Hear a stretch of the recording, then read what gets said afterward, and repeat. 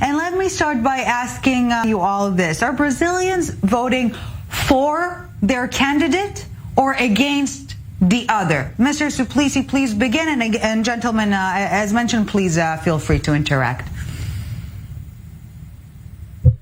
President Lula will make Brazil a more civilized nation with much more justice. His priority is to end the poverty that has increased so much with the government of Bolsonaro. Mr. Geyer, what would a second term by Bolsonaro will look like?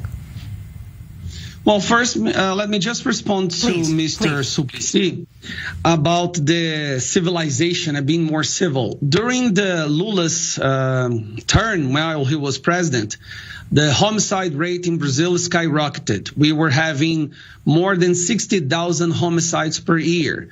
In the first 2 years of Bolsonaro government, that homicide rate fell by 30%.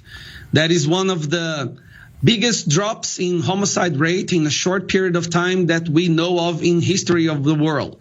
Also, the citizen basic income that Mr. Suplicy mentioned as created by them, they were paying a meager 180 reais in average. That would be something like $40 a month.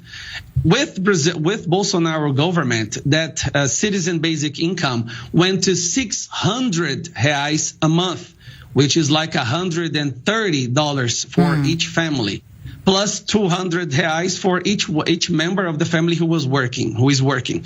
So we have now poverty going down. We have unemployment going down as low as the last 10 years.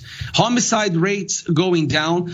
As you said, Brazil has always been the promised land for the future. Right. But that future never arrived because we have always been in the hands of the leftist party, the Workers' Party, which now for most of our Brazilian people is not even a party anymore. It's more of a criminal organization with the boss being Lula, right?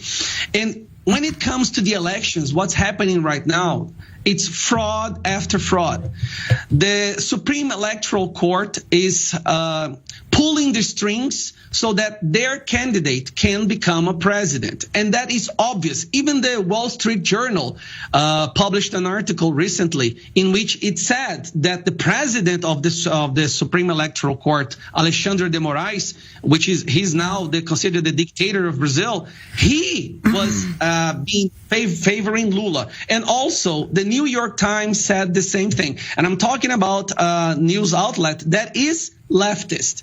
So the situation in Brazil is dire. We are no longer a democracy. We no longer have free speech. Just so you know how difficult the situation is. Yeah. What I am telling you here right now on this show, if I say this on my personal website page or on my social network, I can be arrested. Right.